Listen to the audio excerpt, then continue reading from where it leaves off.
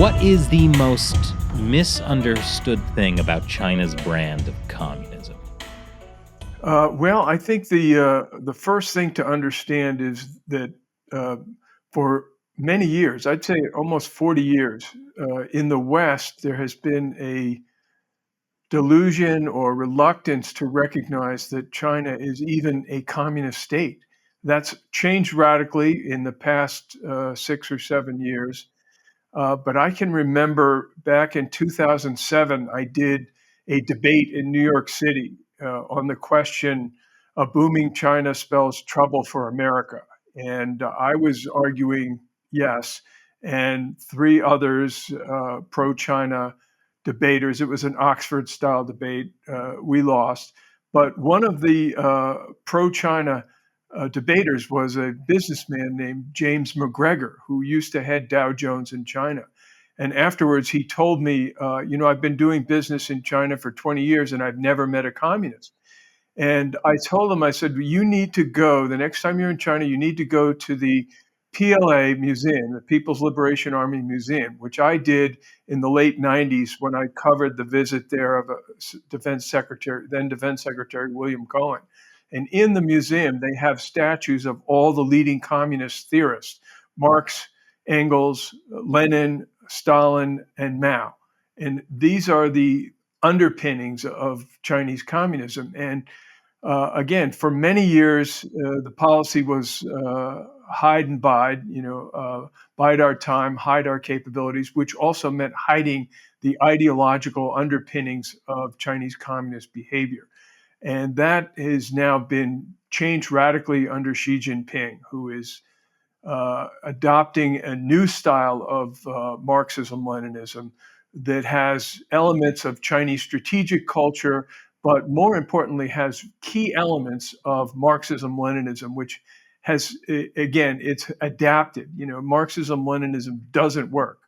And they've had to adapt it since Marx in the mid 1800s up until the current day, and now they're changing that in order to try and get a traction for it and get traction for really the Chinese are out to control the world under Chinese communism, and this is a real danger.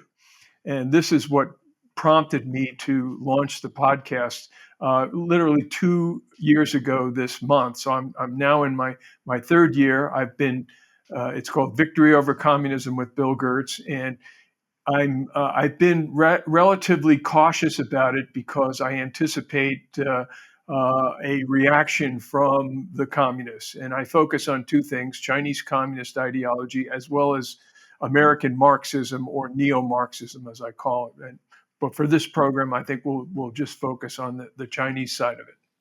Oh, I don't know. Maybe we can get into all of it, but well, go ahead. Well, you mentioned that there was this delusion, right, that China was not a communist or that they wouldn't talk about the ideology. Why do you think that is? Do you think it's because the CCP was so good at hiding the ideology, or was there something else going on?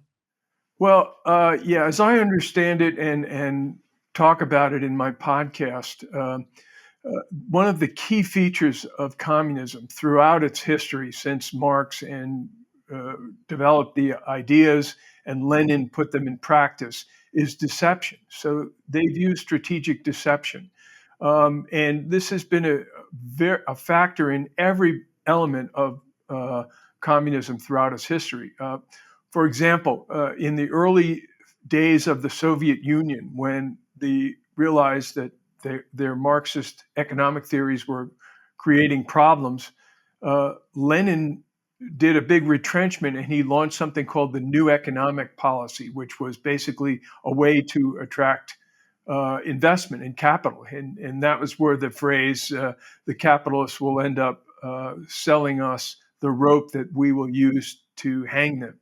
We're seeing a similar thing happen now. Since Xi Jinping came to power in 2012, 2013, ideology has taken Marxist-Leninist ideology with Chinese characteristics, and we can get into that a little bit too, has been on the resurgence, and we've seen that their economy is going down. And we just saw a kind of new economic policy 2.0, with Xi Jinping meeting with U.S. Chief executive officers recently to try and attract them, and many of them sung the praises of China. Again, it's this idea of getting access to a market of 1.4 billion people.